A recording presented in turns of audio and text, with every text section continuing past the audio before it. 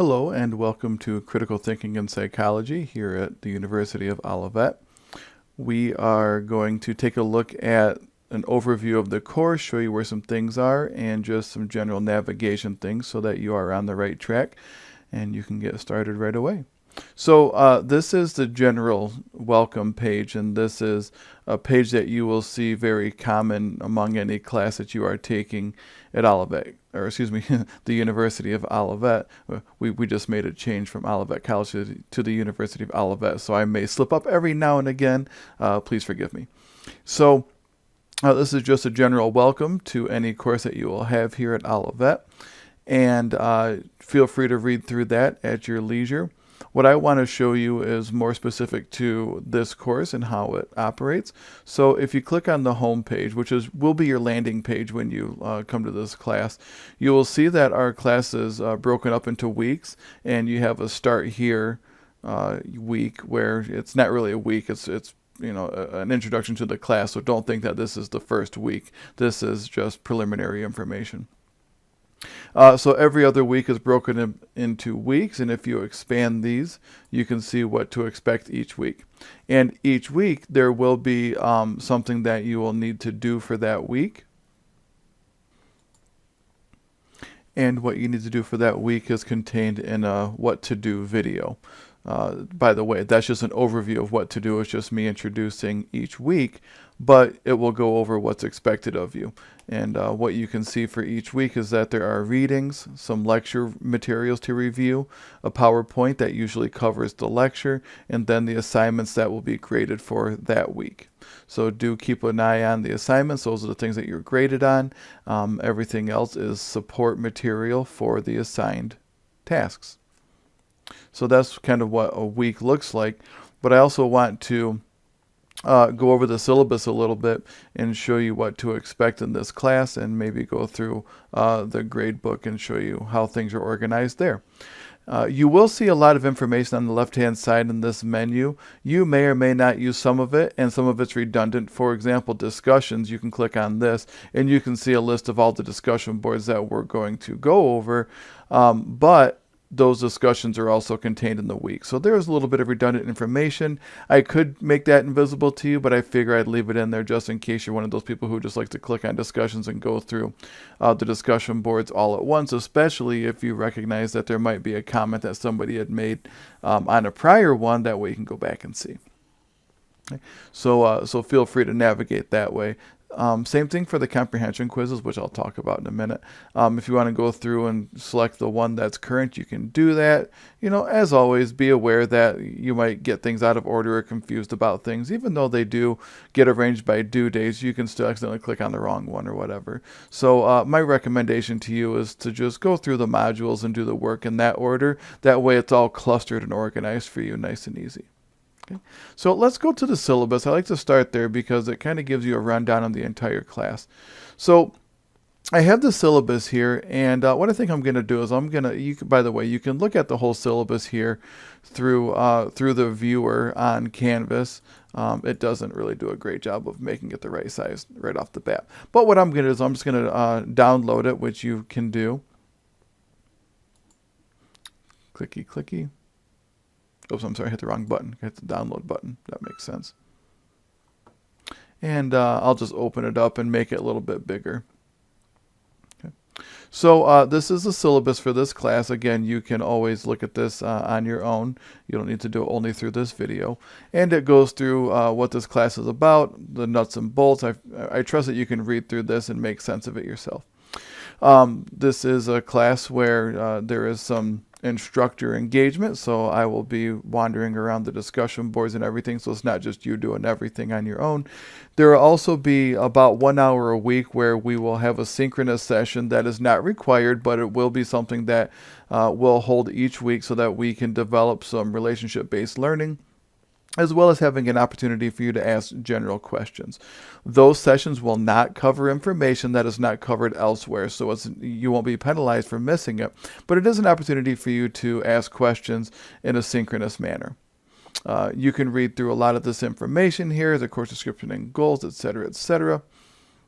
My contact information is there. Email is fine. Zoom is fine. In-person meetings are fine too. So again, you can read through this information at your leisure. One of the things I do want to point out is that the textbook that's required for this class is by Bensley, 2018, Critical Thinking in Psychology, a Guide to Effective Thinking. You can have that in any format you want. There's no problem with it, but if you are taking this class in person, and this Canvas course is designed to coincide with that, then you will probably want to have a paper version to bring to class. I don't know, or a reliable device to read it on, because we may refer to it. So be aware of that. I don't think the book is terribly expensive, so maybe buying the book isn't so bad. At least renting it. Summary of activities, we're going to have reading and lecture videos. We have weekly assignments. So we have comprehension quizzes every week, and discussion boards and application papers periodically. So the comprehension quizzes are designed to get you on the right track for going through the chapter. They are not these closed book type things. They are designed to be open book. You take them twice, you get the average of your 2 grades. And this is designed for you to walk through the chapter and kind of look through the information and be guided through the information that I think is more salient for you to understand. There's lots of information, but I think the comprehension quizzes do a good job of walking you through the more salient points. The discussion boards are designed to be like assignments. They are designed for you to discuss some aspect of the chapters and get some feedback from your peers. So treat these as assignments that you will discuss. Much like if you had an assignment that you're going to do for a class, you might submit it to me and I would grade it. But you'd also be expected to talk about the nature of the assignment in a lecture setting, because a lecture setting is designed for you to discuss what's going on and have communication with peers and your instructor before you do the assignment. So there's kind of this multiple perspective on how you create assignments. So I do expect these to be a little bit lengthier, especially if there are kind of these essay type responses that are required. So don't treat them like a casual conversation. Do treat them like an assignment. Those are the discussion boards. There are 2 application papers for this course. The first one comes right in the first week, where we are going to be looking at some kind of a document in APA format, and we'll be looking at how we can make corrections. So you'll be making corrections and submitting a corrected version of a document as your first application paper. So you'll be applying the principles of APA format to that. The second application paper comes a little bit later, and you'll be discussing some aspect of critical thinking that covers multiple chapters, and you'll be applying it to a problem with critical thinking that happened back in the early 1900s. It's a very interesting case. You probably have heard of it, so I won't spoil it. We'll get to that. Okay. Then you do have a final project, where the final project is an opportunity for you to put together all the aspects of this course in an outline type way. So I'm going to guide you on how to complete it, but you'll need to use what you've learned in the class in order to complete it. So those are kind of those 3 assignment type things. If you look at your grade, you have 12 comprehension quizzes, you have 12 discussion boards, you have 2 application papers, and then a final project. Each of those items is worth 25% of your grade. So all 12 of those comprehension quizzes are worth a quarter of your grade. All 12 of the discussion boards are worth a quarter of your grade. So those are like the assignments. Being able to do those application papers are very important. Those are worth 25% of your grade. Think of the application papers as kind of like exams, if you will. They're not really exams, because you work on them at home, and you have an opportunity to review materials and such. So it's not like you're being put on the spot, but they do cover a lot of material, and they ought to weigh that much. Then your final project is cumulative. It kind of looks at all the different aspects of the course all together. So that's going to cover a quarter of your grade too. I use a fairly standard grading scale. I tend to be generous if people are on the bubble. So that's that. Now, that's not saying that that's the overall policy, but I just tend to be that way. I'm just a nice guy. The rest of this covers some policies that are in place for the course. Late work policy, you get a deduction of 10% per day that an assignment is late, and after 5 days you receive a 0%. This course moves pretty fast, so we can't really afford to be doing work 5 days late because you have something else that's coming up due very soon. So the deduction policy works like this, though. If you are 3 days late, the highest grade you can get is a 70%, and then I grade your work. So if you miss 20% of your assignment in terms of points, and you are 3 days late, then you would get a 50% because you got a 30% deduction for 3 days late, plus a 20% deduction based on the grading. So do keep an eye on that. When we submit things through Canvas, you can upload files to that. So PDFs are okay, Word docs are okay. Dot pages, which is the format for Apple or Mac, won't work. They don't get rendered the right way, so please be aware of that. Again, there are some more policies. We will have one synchronous session that we hold each week. I usually schedule those after we start the class because I want to get a feel for when people are available. So I can't say when those are going to be in the syllabus because of that, but keep in mind that we will have a synchronous session available if you want to. They are completely optional again, but they're an opportunity for you to have some kind of contact with the instructor in a synchronous way. Hey, please do use Netiquette. This is not Facebook. This isn't Instagram. Your comments aren't anonymous. You can't hide behind a screen name. So please do pay attention to kindness when you are doing any kind of interaction on this course. Okay. Attendance really isn't an aspect of this class in terms of like in-person attendance, but you do need to be engaging in the course multiple times per week. So please read through that attendance policy. Okay. Again, use Word doc or PDF for turning in assignments. We do have a plagiarism and academic integrity policy here at Olivet College. We use Turnitin to be able to help identify examples of plagiarism, so watch out for that. The Turnitin number will usually coincide to the amount of material that the Turnitin automatic generator thinks that you plagiarized, so do be aware of that. Please resist the urge to use AI like ChatGPT. While it can do a pretty good job with creating content, it doesn't help you learn much. It can be used as a tool to learn. Let me put it that way. It can be used as a tool to learn, but generally people use it in a way that's not helpful to their own learning, so watch out for that.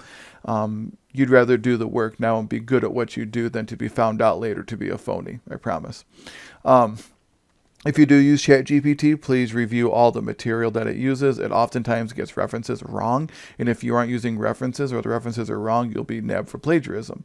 It's not a perfect thing by far, so please do pay attention to that. And generally, I know when people are using ChatGPT because it doesn't sound like them.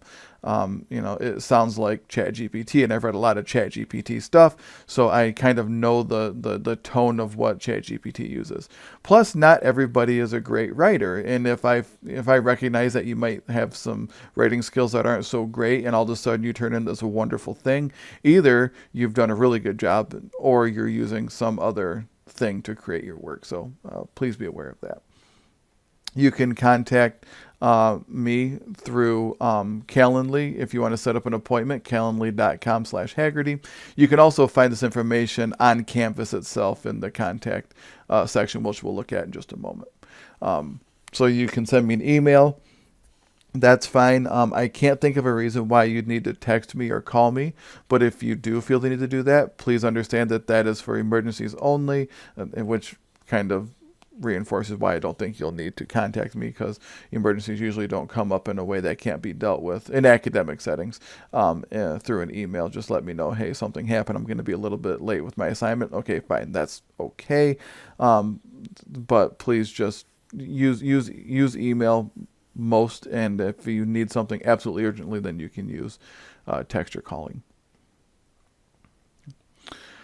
This is the course schedule, so you can see week by week what the topics are, what you'll need to do to prepare for the assignments, and then the assignments and the due dates are all listed here.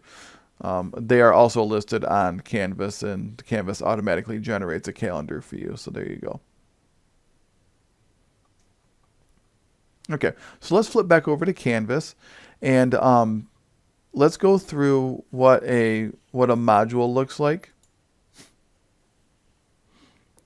So for week 1, we have a what to do video. And if you click on that, you'll be able to see a YouTube video. And all the videos I use are YouTube. It seems to be easier and more universally viewable if I do a YouTube video. So you can click play. You can maximize this. Whoa, made it way too big. You can maximize it. You can look at closed captions if you would like to have closed captions.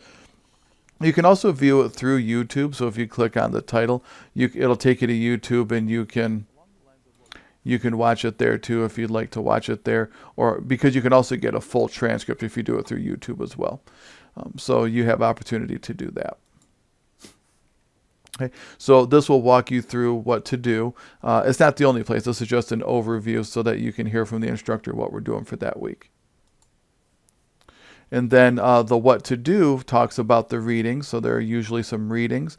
If there are pages that you can go to, then click on that and it'll take you to a page. For example, I have readings that you'd want to look at for week 1 that have these different quick guides. And you can read those and look at them and see what you can do in terms of helping to format that assignment correctly. So these quick guides will show you how to format things correctly so that when you run across them in your assignment, you'll know how to format them correctly. Okay. You can look at the APA divisions there. And then if there isn't a link, it's usually just a prompt to read something in the textbook. Okay. There are 4 lecture videos to watch, so please do take a look at those. There's a little bit more length to the lecture videos in week 1 because there are different lectures for different aspects of the APA writing. The APA presentations and overview video is long. It's about an hour and 10 or so minutes, but it's an overview of APA format that started out as a crash course on the changes from APA 6th edition to the 7th edition, but now that we are 4 years into the 7th edition, it's really just a crash course now. Okay. And then the lecture video, which covers the critical thinking content from the textbook, that will coincide with the PowerPoint presentation, which you can click on here. And it's a download, so you just download the PowerPoint. I have no problem giving you a raw PowerPoint file. Some people want to give you PDFs or something, but I don't have a problem with the full PowerPoint. So you can look at these slide by slide. You can download them, print them out, whatever you'd like to do. And these will coincide with the lecture videos. I realize now that I've made a mistake. The title of this should be Chapter 14. I'll fix that in just a minute. That should be Chapter 14, and so the link should also say Chapter 14. So forgive me on that. The chapter number in the slide itself is correct. See, we find mistakes periodically. We can make mistakes, right? That's okay. And then we have assignments. So we have comprehension quizzes. So the comprehension quizzes are in each of the chapters. It's just a quiz. You have 2 attempts. There are 23 questions, for example, in this one. What will happen is that in the grade book, it will show you a percentage that you got correct. Even though it's number of points, it'll show you percentage because everything I do is in percentages. Shows the due date, no time limit for taking the test, but it has to be done by the due date. All I'm going to ask you to do is take a look at these questions. You answer them, and I'm just randomly clicking on things.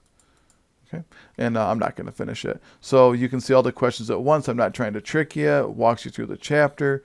You'll have to flip back and forth periodically, but you're all right. So I'm going to submit this quiz. It says that there are 18 unanswered questions. That's okay because I'm just kind of running through it. And it tells me which questions I got incorrect. It won't tell you what the correct answers are, but it will tell you which ones you got wrong. So what you can do now is you can go back and take the test again. You get one more attempt. So I'm not trying to trick you. I want you to do well, and I want you to use these as a way to go back and look at the questions that you got wrong and to find the correct answer, and you get a couple chances. And with most quizzes, normally you're not going to get too tripped up by them if you have a couple attempts. Seldom are they trying to trick you. into getting into not getting the right answer. So usually a couple answers are just not even close. Okay. So again, you can take this again and complete it. I'm not going to complete it, but you could take this again and get your quiz completed and get your grade for the comprehension quiz. I recommend doing those as you're doing the after you do the video lecture. Again, these are usually due on Wednesdays. I don't think there's an exception to that, so these are due on Wednesdays. Okay. Discussion boards. So discussion boards are those things that are to be like assignments. So we want to do appropriate formatting, an appropriate length is good. If you start going too short on your discussion on your discussion boards, I'll let you know and you'll have a grade that reflects it. Okay, so this is just an 8-question prompt. It's just examples of ineffective ways of thinking or obstacles to clear communication. So you'll look at this and I'll ask you what's the impediment and how would you fix it. So you will look at this, you'll say, oh, well, the impediment is, whatever it is, and then you will give an example of how you would change this in order to be more concise and clearer.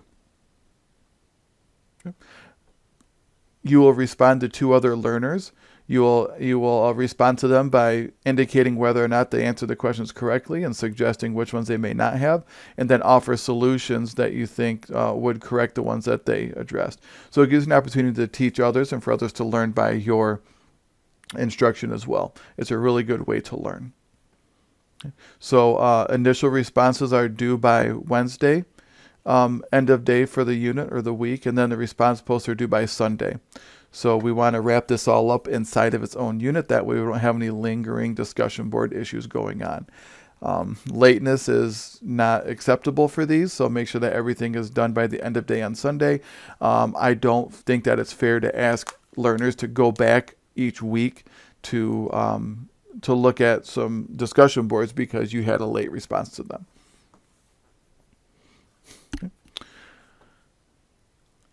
And then the last thing is that not all weeks have them, but this week does, a Chapter 14 Critical Thinking assignment. So this is an assignment. I'm asking you to use APA formatting and proper writing conventions to take this Word document. See if I can open it up in here. Oh, that'll be good enough. Take this Word document, and I'll enable editing here. Hopefully it doesn't do anything. There we go. So I'll take this Word document, and I kind of give you hints by highlighting some of the things that are incorrect. But I want you to go through this document and make changes, correct them. And this is based on the resources that you have. So you'll need to look at, how do I format references? Right? How do I format the running head? How do I format different names of things? And you'll go through this. It's about, I think it's 15 pages or so long. But again, you're not going through and correcting everything. I've given you information on how to correct I give you hints on what to correct by highlighting it. If I were you, I would just unhighlight this at the end. But if you want to leave it highlighted and just show what you addressed, that's okay too. Okay? And a lot of these have to do with headings and things like that. Again, it's not content. I'm not asking you to proofread this to make sure that the content is correct. I want you to make sure that you got the basics of APA formatting, and you'll get better with everything else. Being able to format this and organize it is a good thing. Okay. I did put in a comment here that there was a whole section of the paper that I took out because I just wanted to keep this brief. This was originally, I think, a 40-page document that was student produced. Okay. And then the reference section, all of this needs work, so please do take a look at that and make corrections to this entire section. There are about 15 references here. It's good practice. It might feel tedious, but it's good practice. Okay. I'm not asking you to address the appendix because appendices are a little bit tricky and nuanced, and we'll address those in other courses. So this is the example of an assignment that you would do in week 1. There is another assignment that shows up in another week. So what we can do, we can collapse all. I'm going to expand all. So if I scroll down here and I look at the assignments, there's 3 assignments here, and there are 4 assignments here, but really it's 2 chapters comprehension quizzes, 2 chapters discussion boards. So there's not an additional assignment. In week 3, there is week 3, if you scroll down here, there is another critical thinking assignment. So there are critical thinking assignments in week 1 and week 3. And then there is not another critical thinking assignment, but there is a final project in this course.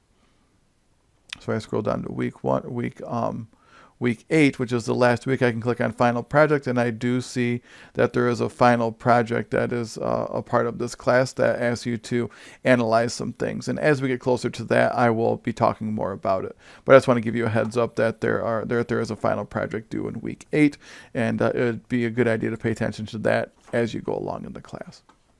I do also include it's not really a week, it's just an additional information about APA writing. There are additional resources if you want to look at those for APA writing. Those are just good to have on hand no matter what course you're in. Okay. So that's a standard week. Again, just the only thing that's not exactly the same in each week is that assignment. So something that I also want to draw your attention to are quizzes. No, sorry, I just looked right at it and said it. Grades. So if you go to grades, you can see when all your assignments are due and what they are, and you can actually access the assignments there. When I grade an assignment, for example, if I had like a discussion board here, this is a preview user, so there might be a discussion there. Okay. You can see that there is a grade for it and that there is a rubric for it. So you can click on the rubric to see how I grade these. So you know this person got proficient on this. This is just a test assignment, or excuse me, a test user. But you can see that the grade that they got is based on the rubric assignment that they got. Okay. So, you know, you can quote submit the assignment, but that's really just completed the discussion board. Back at grades, so you can see what the grades are, if there are any comments for them. I will use comments as generously as I can. Sometimes you don't need a lot of feedback. Sometimes you need more feedback, so I will adjust that. When you look at these grades, some of them will be out of points. Those are usually the comprehension quizzes. They will get converted to percentages in your final grade. So you can see that that you have some information down here. You have, you know, your quiz grades. You have your final project grade. You have your attendance grade, which really won't be a thing. You have a discussion grade, and you have an assignment grade that's based on all the assignments that you have. And then your total down here is your weighted grade based on the breakdown that each of the quizzes is worth 25% of your grade. Let me rephrase that. All the quizzes are worth 25% of your grade. Final projects 25, discussions 25, and all your assignments are 25. So based on that breakdown, this person's grade would be a 61.67%. And that's based on all the assignments that have been submitted and turned in and graded. So if you have something that hasn't been graded, it's not included here. Okay, so I think that's all I want to cover in this introduction. There's a lot here. I think that it's easier just to kind of get into the swing of things. You will find things like to do. There's a to-do list here that you can look at. You can look at course calendar, and you can see when things are due. And I'll skip ahead, and we're way back here in July. But you can see when things are due based on your course calendar, so that's fine. If you have other courses in here, they'll show up and you can toggle them on or off. So that's a general Canvas thing, not specific to this class. So again, when you go to your dashboard, whoops, sorry, I can't do that because the test user doesn't have one. I just have to go back. Just kidding. So when you go to your dashboard and you click on this course, you'll land here, and you'll still have your to-do things. Periodically, there will be announcements, and those will pop up. There's just a lot of stuff to consider. So as you're going through this course, be aware that that you just want to follow the process of the weeks, and you probably won't go wrong. But use the other ways to organize your life as effectively as you can. Sometimes it feels overwhelming to look at all the resources, so feel free to filter them out and just focus on one way of going through the course. Okay. So if you have any questions, feel free to reach out. I look forward to working with you in this course. I'm sure that your peers are excited to get to work, and you know, stay the course, stay on track, and we'll all do just fine. Look forward to seeing what you can do.